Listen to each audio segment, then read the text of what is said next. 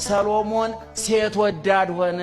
ሴት መውደዱ ብቻ አይደለም ችግሩ፣ የወደዳቸው ሴቶች መዴዴዎች፣ ስዶች፣ ሃይማኖት የሌላቸው ፈሪሃ እግዚአብሔር የሌላቸው ጣዖት አምላኪዎች ሆኑ እና ሰሎሞን ከፍልስጤም፣ ከሊባኖስ፣ ከግብፅ፣ ከሶሪያ ከየትም ሀገር ሴት ሰብስቦ ቤተ መንግስቱን የሴት መናኸሪያ ያደረገው።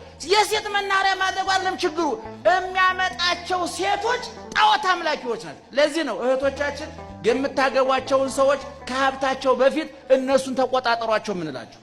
እኔ ከዚህ በፊት ተናግሬያለሁ። ጥሩ ቤት የሰራ ባላገኘው ብለሽ ቤት ሰርቶ ራሱ የፈረሰው እንዳጋጥምሻል። መኪና ገዝቶ ራሱ የተሸጠው እንዳጋጥምሻል። ስለዚህ መኪናውን ታየውና ሰውየውን ያዡ። ሰውየውን ከያሽው መኪናው የትም አይሄድም። ሰውየውን ከያሽው ቤቱ የትም አይሄድም።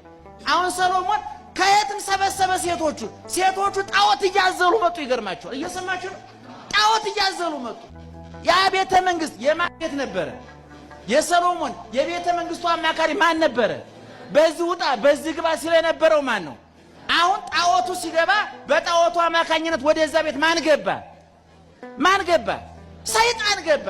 እግዚአብሔርና ሰይጣን በደባልነት ይኖራሉ? ኧረ በፍጹም አይኖርም። እናውቀዋለን። እኔ አሁን በደባልነት ሰው ጋር አልኖርም። እውነቱን ለመናገር እንደ ብዙዎቻችን ደግ እኮ የሆነ ዘወትር ስለማንገናኝ እኮ ነው። አንዳንድ ጊዜ ሰው በጋብቻ ታውቃላችሁ እውነተኛ ጠባዩ የሚወጣው መቼ ነው?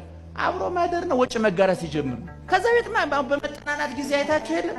በየሳምንቱ አንዳንድ ቀን ይገናኛሉ፣ ፍቅሬ ማሬ ይባባሉ፣ ይለያያሉ። ወደ ጋብቻ ሲገቡ ያልተጠና ጠባዩ ተጎልጉሎ ይወጣል። ይገርማቸዋል። ወጭ መጋራት ሲጀምር፣ ምኝታ መጋራት መሰለቻ እውነተኛ ጠብ ተቆፍሮ ይወጣል። ይገርማቸዋል። ይሄ ነው እህቶቻችን። እኔ ነግሬያቸዋለሁ። በየሳምንቱ ግብዣ ይሄ አይቀጥልም። ቁርጡ ማወቅ አለባቸው። እኔ አንዳንድ ጊዜ ጋብቻ ትምህርት አስተምራለሁ። አንዳንድ እህቶች የሚያቀርቡ ጥያቄ ምንድነው? በፊት በየሳምንቱ ይጋብዘኝ ነበር፣ አሁን አቋረጠ፣ አሁን ወደ ትዳር ተቀየረ። አሁን ኬክ የለም ወደ ሽሮ ተቀይሯል። ኬክ አበባው ወደ ሽሮና በርበሬ ተቀይሮ ኑሮ ተጀምሯል። ያቺ የሽርሽር የምርጫ ቅስቀሳው ጊዜ አክትሟል። እሱ አልቋል። አዲስ ህይወት ተገብቷል። አሁን ይሄን ጎምዛዛ ህይወት መጋፈጥ ነው የሚጠበቅብን እህቶቻችን። ስለዚህ አሁን ሰሎሞን ከየትም ሰብስቦ አመጣ። የሰበሰባቸው ሴቶች ጣዖት አምላኪዎች የሰይጣን መናኸሪያዎች ናቸው። ያ እግዚአብሔር ሲወጣበት ሲገባበት የነበረ ቤተ መንግስት፣ ቅድስና የሰፈነበት ቤተ መንግስት፣ ጥበብ የነገሰችበት ቤተ መንግስት፣ ብልሃት የሰፈነበት ቤተ መንግስት፣ ፍትህ የሰፈነበት ቤተ መንግስት፣ በእውነቱ በረከት ሞልቶበት የነበረ ቤተ መንግስት እግዚአብሔር ሲወጣ አብረው እነዛ ነገሮች ወጡ። ማን ገባ? ሰይጣን ገባ። ሰይጣን ሲገባ ክፉ ነገር ሁሉ አብሮ ገባ። ወገኖቻችን ሰሎሞን ከዛ በኋላ ባከነ፣ ባዘነ፣ ለየሴ እንዲያውም ግዙ ምንድነው የሚለው? ዋትለዋሁ አንስተያሁ ድራ አማልክተ ባዕድ። ዛሬ የግብጿ አብራታድርና ምን ትለዋለች? ሰሎሞን የግብፁ ጣዖት ሌላ ጣዖት ነው። የግብፁን ይዛ መጣ። ትወደኛለህ? አወድሻለሁ። ለዚህ ጣዖት አሰግድልኝ? ኧረ አሰግድልሻለሁ። ሰግድ። ለማን ሲሰግደ ነበር? ማን ሲያነጋግረው ነበር? አሁን የሚገርማችሁ ትልቁ ደስ የሚለው ነገር ሰሎሞን ካግበሰበሳቸው ሴቶች መካከል የእግዚአብሔርን ስም ጠርታ የተገኘች የኛዋ ንግስት ናት። ይገርማችኋል።